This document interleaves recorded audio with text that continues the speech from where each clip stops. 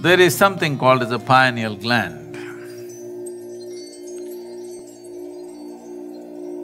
Various aspects of yoga or sadhana of yoga is to move it little down, south, it's called, moving it south.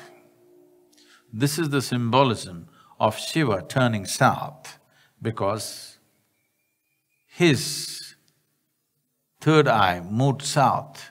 What was up here came down between the two eyes. The moment it came here, he saw things that nobody had ever seen. Now, if this happens in a certain way, the secretions of the pineal, which in yoga is referred to as amrit or amrita or amrutam probably in Sanskrit, this amritam either can be taken into the system to strengthen the system and increase or extend the longevity of the system,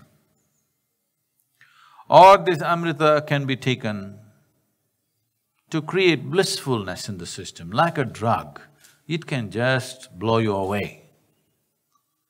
Or you can use this amrita to enhance your perception that you can become like thin air because everything that is here passes through you. Right now, air passes only through your nostrils and you know if it doesn't pass, you're gone. If this air can pass through right across you, some of you might at some moment felt when you're very carefree and joyful, you stood in the breeze, it feels like breeze is passing through you. And you become 100% transparent. That is because you've used your amrita to bring sensitivity to the system. So these are three fundamental ways. One is to strengthen the body, to make it like a rock, which will give a certain longevity to that person, which is considered superhuman by most people, or to bring such a level of drunkenness and blissfulness within you that you don't care how long you live, or to make yourself like thin air, that your perception is super hyped because there is absolutely no resistance to the system. The same secretions of the pineal gland can be used in three different ways. This amrita or this secretion of the pineal gland will play the right kind of role in the system. When I say right, in my perception, only if it enhances your perception, it is right, because if you do not enhance your perception, your life doesn't get enhanced in any way. It only gets enhanced in somebody else's eyes.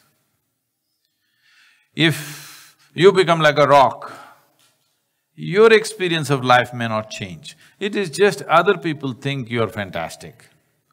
Well, we could have made a statue out of you and you would have been a rock. Anyway, we didn't need a human being to become like a rock. If you have a rock for a brain, this will be the problem. You're always thinking, which is a bigger rock than you, which is a smaller rock than you. Your entire life goes into this as to which is superior, which is inferior, which is better, which is worse. Endlessly you will be comparing yourself because this is the nature of a rock. This is the nature of physical reality. Once you identify yourself with physical reality, which is better, which is worse, is a natural process of thought.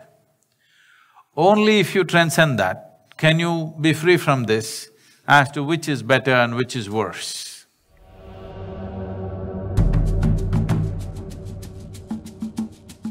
When one masters one's Mooladhara, which got referred to as Kaya Kalpa, you become like a rock. You want to make the body last for a millennia or more. When Swadhisthana sadhana is done, the burst of energy happens. One can deliver a god, but you may lose your body. If you bring any sound to Manipura without opening your mouth, the very body reverberates the sound. When one is dominant in their anahata, they start hearing things. A reasonably stable person can go crazy. The moment Vishuddhi is active, you become occult competent. Disembodied beings will naturally move towards you. Agna means there is clarity. The level of freedom it gives you is tremendous. The Sahasrar is total madness. The moment energy touches Sahasrar, you drip ecstasy.